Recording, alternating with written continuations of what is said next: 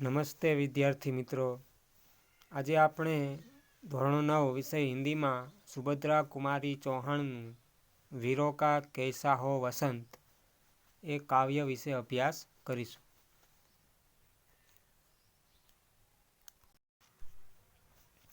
સુભદ્રા કુમારી ચૌહાણ એક એવા હિન્દી સાહિત્ય જગતના કવિત્રી કે જેમનામાં બાળપણથી જ દેશપ્રેમ હતો અને તે દેશ પ્રેમ માટે, વીરો માટે, સૈનિકો માટે એવા કાવ્યો પણ લખેલા છે. આઝાદીની લડાઈમાં પણ જોડાયેલા છે. એ સુભદ્રા કુમારી ચૌહાણ અને એમનું આપણે જે ઝાંસીની રાણીનું પ્રખ્યાત ગીત છે એ પણ એમનું જ લખેલું છે. સન 57 में चमक उठी वह तलवार पुरानी थी, बुंदेलों के हर बोलो मुँह जिसने सुनी कहानी थी, खूब लड़ी मर्दानी वो तो ઝાંસી વાલી રાની थी.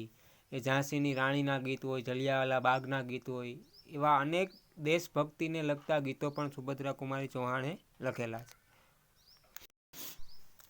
સુભદ્રા કુમારી ચૌહાણનું આ ગીત વીરો કા કૈસા હો વસંત, એટલે જે કાવ્યનું શીર્ષક જ છે વીરો, એટલે કે જે દેશ માટે પોતાની તમામ ખુશીઓ, આનંદ, ઘર પરિવારનો ત્યાગ કરી અને આઝાદી અપાવવા માટે જે ઝઝૂમતા હતા, રણ મેદાનમાં પોતાના જીવનની, પરિવારની પરવાહ કર્યા વિના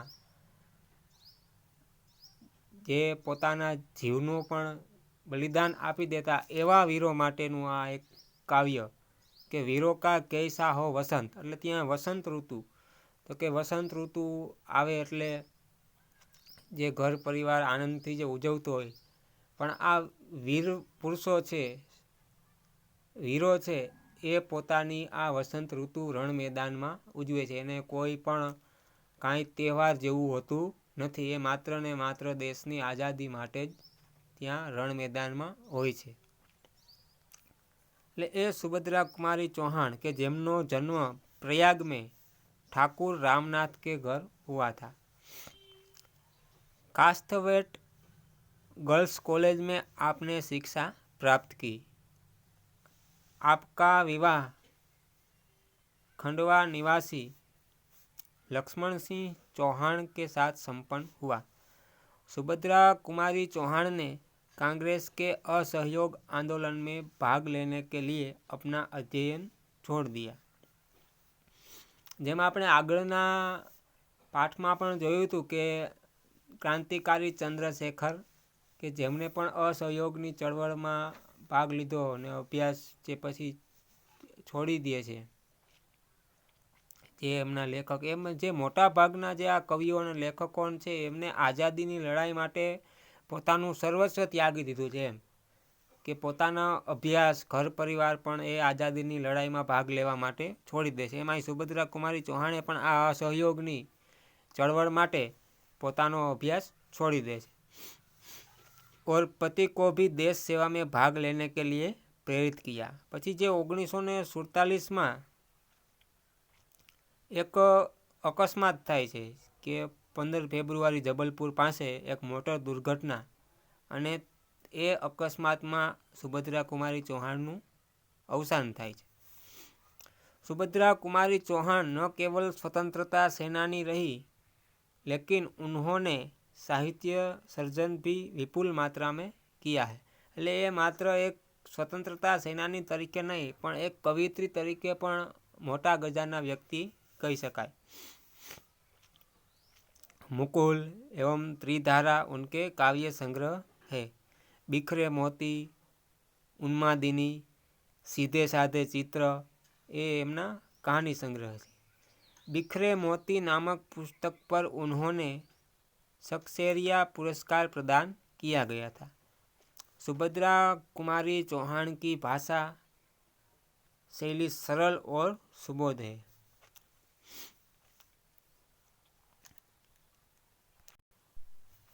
આપણે વિશેષ પરિચયમાં જોઈએ તો સુભદ્રા કુમારી ચૌહાણ છે, એમનો જન્મ નાગપંચમીના દિવસે 16 ઓગસ્ટ 1904ના રોજ ઇલાહાબાદની પાસે નિહાલપુર નામના ગામમાં થયો હતો અને એમના પિતાનું નામ ઠાકુર રામનાથસિંહ હતું.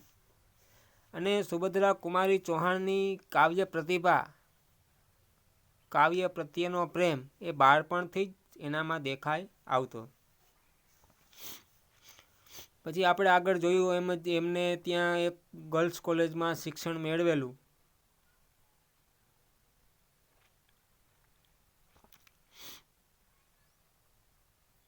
પછી જે એક હિન્દીના બીજા મહાન કવિત્રી મહાદેવી વર્મા, એ એમના સહેલી એટલે કે આ સુભદ્રા કુમારી ચૌહાણ અને મહાદેવી વર્મા એ બાળપણથી જ મિત્ર હતા.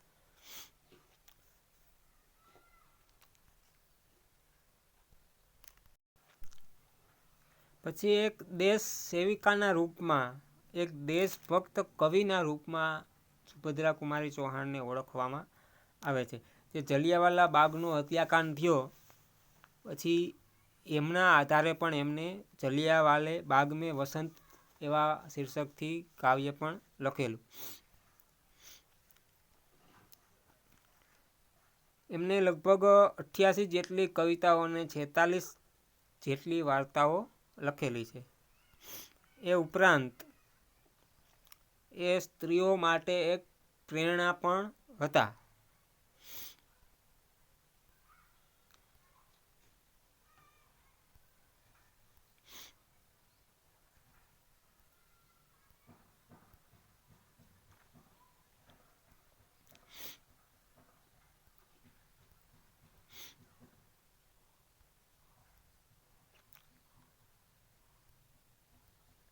પછી એમને દેશ પ્રેમની કવિતાઓ હોય, બાળ કવિતાઓ હોય,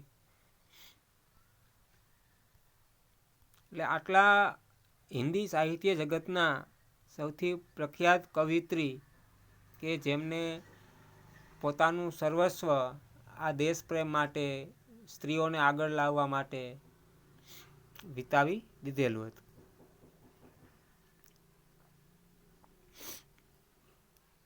જેમ આપણે જે પાઠ્યપુસ્તકમાં છે એ રીતે જોયું તો કે માર્ગ અકસ્માતમાં 14 ફેબ્રુઆરીના રોજ તે એક મિટિંગમાં ભાગ લેવા જતા હતા અને ત્યારે અકસ્માતમાં એમનું અવસાન થાય છે.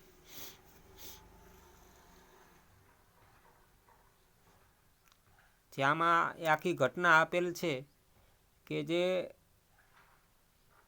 મુર્ગી કે બચ્ચો કો બચાને કે લીએ એમનો પુત્ર હતો, એ જ કાર ચલાવતો હતો અને રસ્તામાં જે મુર્ગીના બચ્ચા હતા એમને બચાવવા માટે અકસ્માત સર્જાય છે.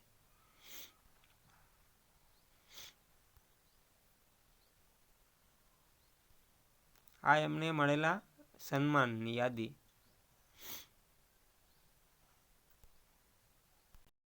હવે જે આખું જે કાવ્યનું શીર્ષક આપેલ છે વીરો કા કૈસા હો વસંત, એટલે કવિત્રી અહીં કહે છે કે વીરો છે, સૈનિકો છે, આર્મી છે, એમનું જીવન કેવું છે તો કે વસંત तभी आएगा जब वे शांति से अपनों के साथ खुशियाँ मना पाएंगे, अन्यथा उनका वसंत तो युद्ध की तैयारी में ही बीत जाता है.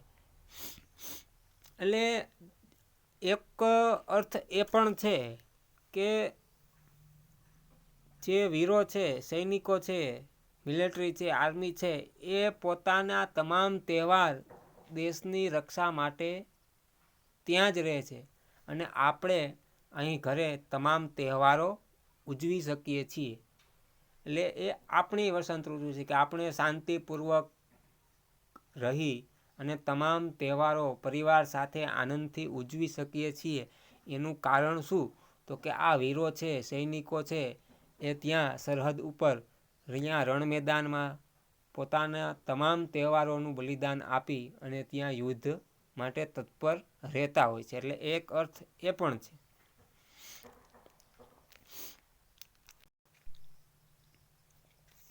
प्रस्तुत कविता वीरों की शूरवीरता को प्रोत्साहित करती हुई उत्तम काव्य रचना है. पूर्व, पश्चिम, उत्तर, दक्षिण चारों दिशाएं पुकार रही है. पर्वत, हल्दी घाटी, सिंहगढ़ भी तैनात हो गए हैं. तो वीरों का कैसा हो वसंत कहकर कवियत्री ने शूरवीरों का उत्साह बढ़ाया है।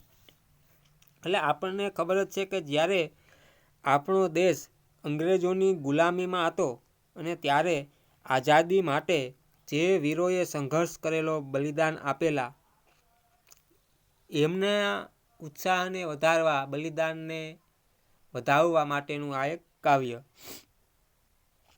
ऐसी परिस्थिति में प्रकृति की सुंदरता का आनंद लेने या उत्सव और त्योहार मनाने का समय उन वीरों के पास नहीं था। उन वीरों के सम्मान में हमारे देश की हर भाषा में अनेक कविताएं लिखी गई है। हिंदी में भी ये सुभद्रा कुमारी चौहान ने वीरों का कैसा हो वसंत नामक से यह कविता लिखी है।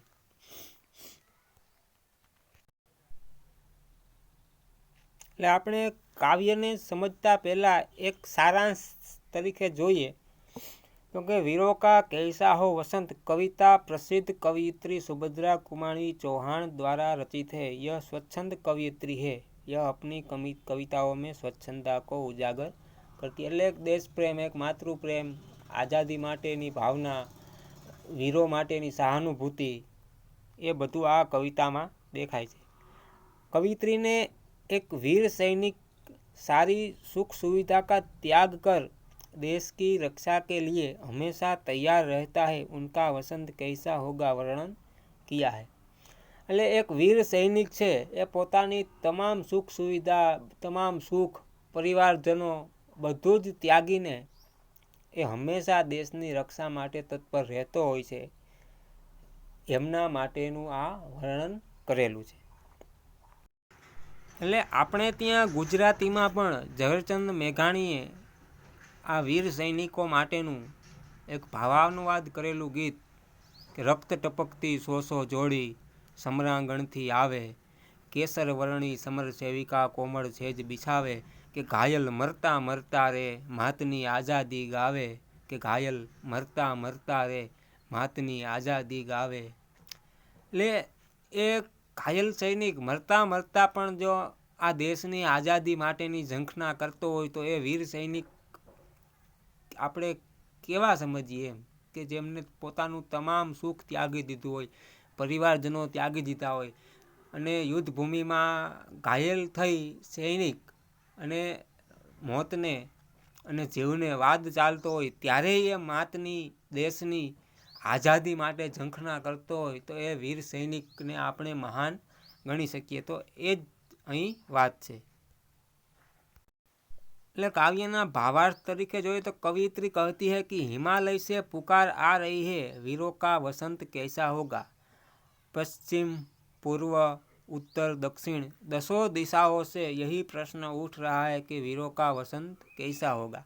એટલે કે હિમાલયથી લઈ કાશ્મીરથી લઈને કન્યાકુમારી સુધી એમ ઉત્તર, દક્ષિણ, પૂર્વ, પશ્ચિમ દસેય દિશાઓમાંથી એક જ પ્રશ્ન છે કે આ વીરોની વસંત ઋતુ केवी होय।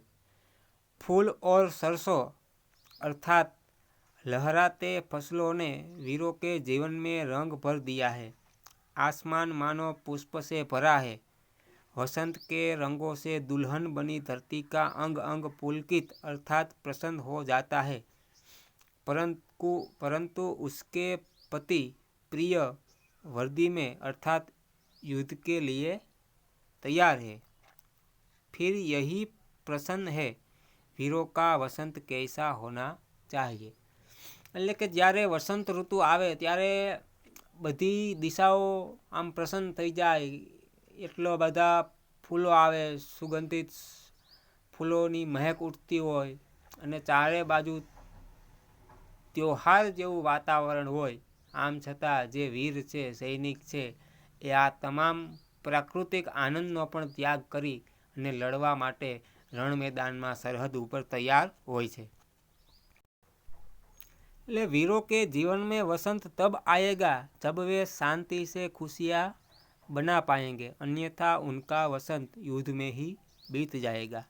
वसंत में कोयल कूकती है, એટલે કે વસંત ઋતુ આવે ત્યારે કોયલ બોલે, और युद्ध में નગાડો બજતે है। એટલે અહીં જે વિરોધાભાસ આપ્યો કે જે આપણે વાં યુદ્ધના ભણકારા વાગે છે, યુદ્ધના નગારા વાગે છે, તોપોના ગોળા ફૂટતા હોય એના અવાજ આવે છે, ત્યારે આપણે અહીંયા જે વસંત ઋતુમાં કોયલ બોલતી હોય એ સાંભળી શકીએ છીએ, એ વીરોના લીધે।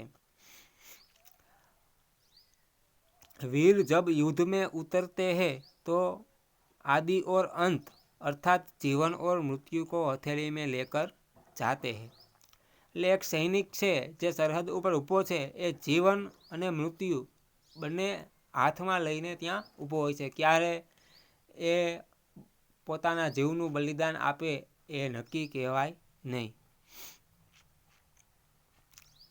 जीत मिलेगी तो जीवन मिलेगा, पराजय मिली तो मृत्यु। इसलिए कवियत्री पूछती है कि वीरों का वसंत कैसा हो। कवियत्री कहती है, एक और वीर अस्त्र शस्त्र से सुसज्जित लगते हैं तो एक और प्रियतम के बाहों के हार में देखते हैं। એટલે કે એક બાજુ વીર સૈનિક છે એ ત્યાં હથિયારો ધારણ કરીને ઊભો છે, ત્યારે આપણે અહીં બીજી બાજુ આપણે આપણા प्रियजनों, स्नेहीजनों, प्रियतमा साथे बेसी सकीए छीए।